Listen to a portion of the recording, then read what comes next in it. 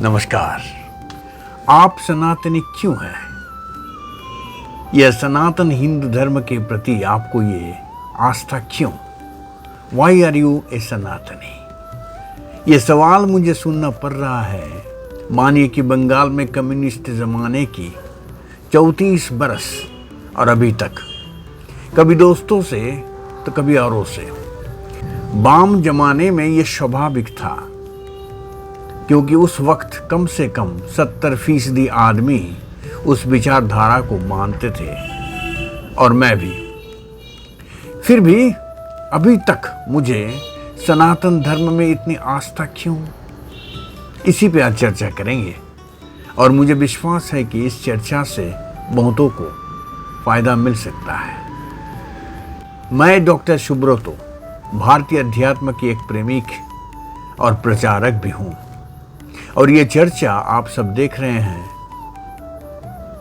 @spiritual India 6806 इस YouTube channel में। तो हमारा मूल प्रश्न था, मैं सनातनी क्यों हूं? हाँ, मैं सनातनी हूं क्योंकि सनातन धर्म में पूरी इंसान की चर्चा होती है, देह मन आत्मा सब मिला के, जिसे हम संपूर्ण मानव या टोटल मैन की चर्चा भी कर सकते हैं। सिर्फ इंसान की देह या मन की बात नहीं, इस विषय पर आगे और भी चर्चा करेंगे। मैं सनातनी हूं, इसकी सबसे बड़ा कारण है कि सनातन धर्म में व्यक्ति स्वाधीनता, इंडिविजुअल फ्रीडम है। सवाल पूछने की और सिद्धांत लेने की अधिकार है। बाहर या आसमान से कोई थोप देना नहीं, क्योंकि सनातन की शुरुआत होता है मैं कौन हूं, हु एम आई, यही आत्म जिज्ञासा से। और यही पे सनातन के साथ और सारे धर्म पंथ विश्वास की आसमान जमीन फराक है, क्योंकि सनातन की परिप्रेक्ष्य ही अलग है। अब देखते हैं शास्त्र क्या कहता है। बृहदारण्यक उपनिषद ऐलान करता है कि आत्मदर्शन या सत्य दर्शन के लिए पहले ऋषियों की उपदेश सुनना जरूरी है, फिर उस पर अपना विचार करना। अगर उसे स्वीकार्य हो तो उस पर ध्यान लगाना आवश्यक है। आत्मा व अरे द्रष्टव्य श्रोतव्य मंतव्य निदिध्यासितव्य। अब देखिए, तैत्तिरीय उपनिषद में ऋषि वरुण अपने पुत्र भृगु को ब्रह्मज्ञान के बारे में क्या बोल रहे हैं। हे पुत्र, तपस्या से ही ब्रह्म को जाना जाता है, क्योंकि तपस्या ही ब्रह्म है। तपस्या ब्रह्म विजिज्ञासस्व तपो ब्रह्मेति। कितनी बड़ी बात। यहाँ पे चतुराई की कोई जगह नहीं है। अभी सुनिए भगवान कृष्ण की वो अनोखी बात जो कुरुक्षेत्र युद्ध मैदान में उन्होंने सखा अर्जुन को उपदेश कर रहे थे। वो बोले, देखो पार्थ, मैं तुम्हें अभी गुज्ज से गुज्जतम ज्ञान प्रदान कर चुका हूं।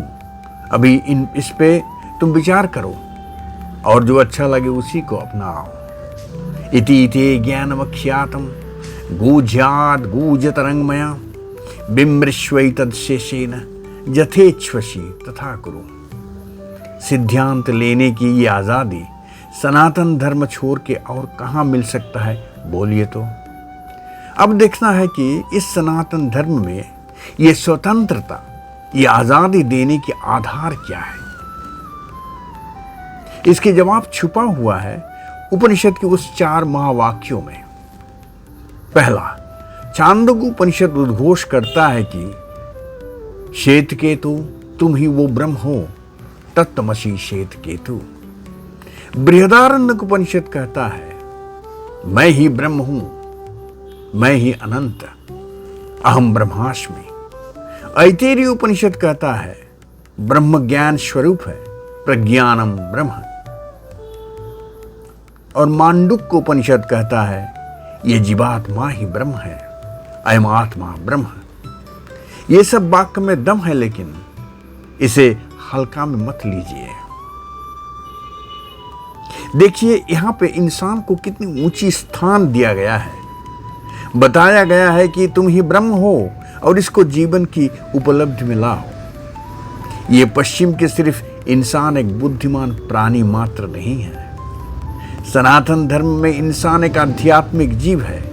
Man is a spiritual being. सनातन में इंसान की स्त्री हो या पुरुष, इतनी ऊंची दर्जा, इतनी संभावनाओं के समुंदर आपको और कहीं मिलने वाला नहीं है। इसीलिए तो सनातन में मुझे गर्व है। उपनिषद में ये सब महावाक्य की आधारशिला भी रखा गया है। ईशोपनिषद में ऋषि कहता है, जैसे ब्रह्म पूर्ण है वैसे आप भी मूल स्वरूप में पूर्ण हो, क्योंकि पूर्ण से तो पूर्णता की ही जन्म होता है। अभी मूल की वो श्लोक सुनिए। ओम पूर्णमदः पूर्णमिदं पूर्णाद पूर्णमुदच्यते पूर्णश्व पूर्णमादाय पूर्णमेवैवशिष्यते। ओम शांति है। और इसी उपनिषद में ऋषियों की और एक धमाकेदार उद्घोष भी सुनिए, जो हर भारतीय को जानना बहुत जरूरी है। ऋषि कहते हैं, इस विश्व की हर वस्तु में ईश्वर की उपस्थिति है। ईशावास्यमिदं सर्वं यत्किंच जगत्यां जगत। अगर इस पे गौर करते हुए आप हर प्राणी में ईश्वर या चैतन्य की उपस्थिति देखने लगते हैं, तब आपकी धारणा, आपकी मेलमेश, जीवन की बोध सब पलट जाना निश्चित है। यही पे सनातन में अद्भुत सा एक आनंद है। इस संदर्भ में एक बात कहना जरूरी है। सनातन की मतलब है शाश्वत या इटर्नल, जिसकी कोई आदि या अंत नहीं, जिसकी कोई एक प्रवक्ता या एक ही धर्म ग्रंथ नहीं है। सनातन धर्म कुछ शाश्वत सत्य को धारण करता है, जैसे कि सत्यम, ज्ञानम, अनंतम, ब्रह्म।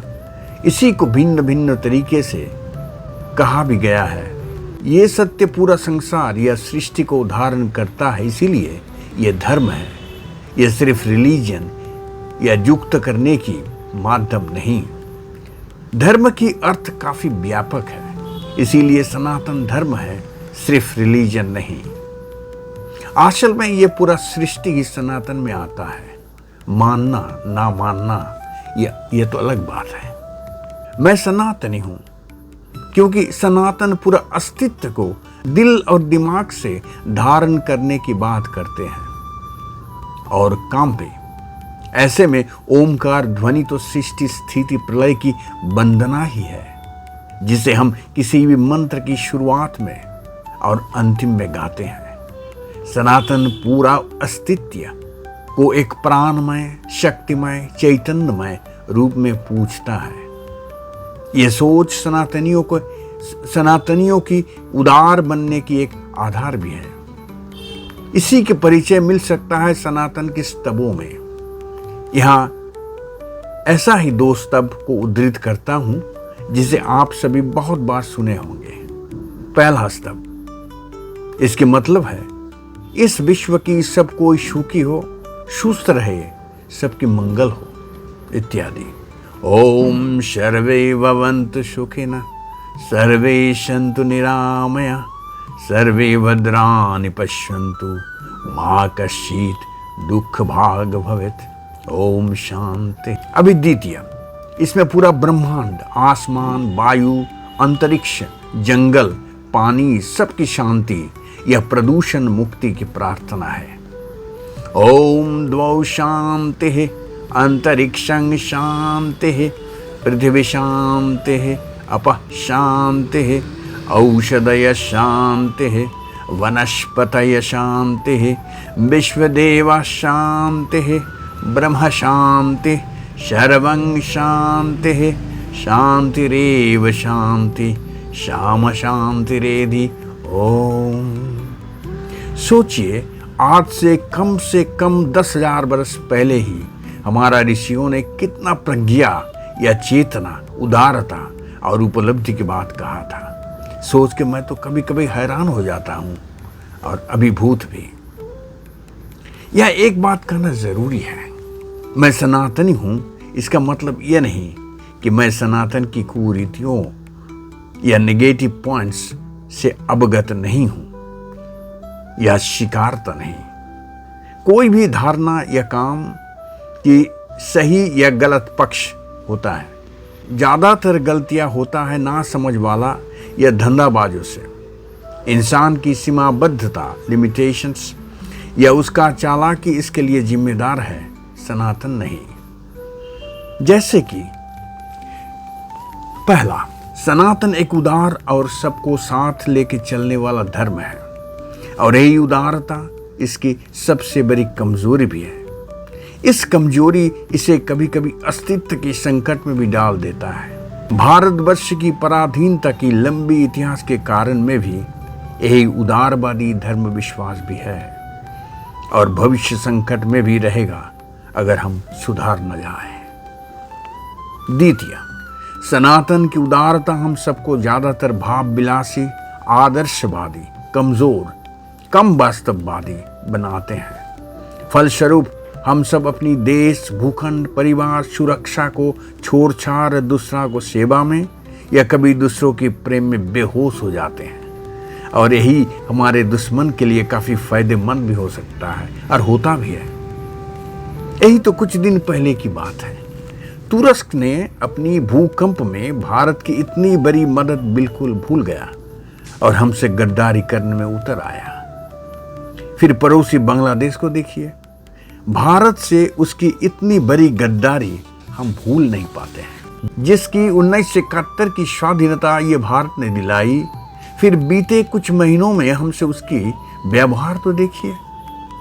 आप सब सभी जानते हैं, यही तो हमारा सनातन की समस्या है। तृतीय, सनातन में संसार त्याग, साधु होने की अद्भुत सा एक रिवाज है। देश में साधु की संख्या इसकी दृष्टांत भी है और इसकी कारण भी है। इसके लिए शास्त्र भी जिम्मेदार है। अगर हर वक्त आपको सिखाया जाए ब्रह्म सत्य जगन मिथ्या, एकमात्र ब्रह्म ही सत्य है और बाकी के सब, ये दुनिया, ये संसार बिल्कुल मिथ्या है या असत्य है, तो आप कुछ ना कुछ संसार विमुख तो हो ही जाएंगे। यही तो स्वाभाविक है। सनातन की ये मोक्षकामी या मुक्तिकामी उपदेश की यही तो परिणाम है। इसके मूल कारण सनातन नहीं पर सनातन की सीमित समझ, लिमिटेड अंडरस्टैंडिंग है। उपनिषद घोषणा करता है कि कोई दुर्बल व्यक्ति से आत्म उपलब्धि संभव नहीं। सिर्फ मेधा या शास्त्र वाक्य सुनने से आत्म उपलब्धि होता नहीं। न अयम आत्मा बलहीनेन लभ्य न मेधया न बहुना श्रुतेन। इसीलिए सनातन में साहस और बल, करेज एंड स्ट्रेंथ दोनों ही जरूरी है। लेकिन हम समझे तब ना। हमने कुछ तो सनातन पे दुनिया भर के नियम और आडंबर डाल दिया और इसे विकृत और अंधविश्वास के कारखाना बना दिया। चतुर्थ, फिर आते हैं जात पात में। यह अजीब सा कारवा हम लाए और सनातन को बर्बाद कर दिए। सनातन धर्म में जात पात अपना गुण निर्भर है, लेकिन धंधेबाज चतुर इंसान ने इसे जन्म निर्भर बना के छोड़ दिया। इसी के कारण कोई मजे में है तो कोई परेशानी में। ये एक सर्वनाश वाला खेल आगे भी चलता रहेगा, क्योंकि इसमें राजनीति की फायदा जो है। फिर भी मैं सनातनी हूं, क्योंकि सनातन में बहुध्रुवीय विश्व, मल्टीपोलर वर्ल्ड की धारणा है, जहां सबको साथ लेके चलना, सबको शांति, सुख, समृद्धि की ओर लेके आगे जाने की लक्ष्य है। सर्वे भवन्तु सुखिनः या वसुधैव कुटुम्बकम, यही हमारा शक्ति है। हम ये भी जानते हैं कि आगे की विश्व सनातन धर्म को और भी गले लगाएंगे। यही हमारा विश्व में एक सॉफ्ट पावर भी है। हमें अभी चाहिए सनातन की शुद्धता को बरकरार रखना। इसे नए नए देव देवियों में, पूजा पाठ, जात पात की भेद में बिखरने ना देना, क्योंकि इसमें बिखर जाने की संभावना भी है। सनातन में ऐसी शक्ति है जो इंसान को अंदर तक हिला सकता है, सुख और आनंद दे सकता है, जीवन में आमूल सा परिवर्तन, रेडिकल ट्रांसफॉर्मेशन भी घटा सकता है। अंत में और एक बात कहना लाजमी है। आज और आगे की दुनिया उच्च मेधा और उच्च मूल्यबोध, high intellect and high moral values के ऊपर खड़ा है और रहेगा भी। इसमें कोई एक काफी नहीं है और इस पे एक सनातनी ही फीट बैठता है। आज विश्व की बड़ी बड़ी कंपनियों की बड़े बड़े पदों में बैठे हुए आपको ज्यादातर सनातनी ही देखेंगे। आज के दिन में उसी की जय जयकार है और इसकी जवाब भी छुपा हुआ है इसी चर्चा में। इसलिए मैं भी सनातनी हूं और रहूंगा भी। शायद आप सब भी हमारा साथ रहेंगे। धन्यवाद। लाइक, कमेंट, शेयर कीजिएगा। आज इतना ही, फिर मिलेंगे। नमस्कार, धन्यवाद।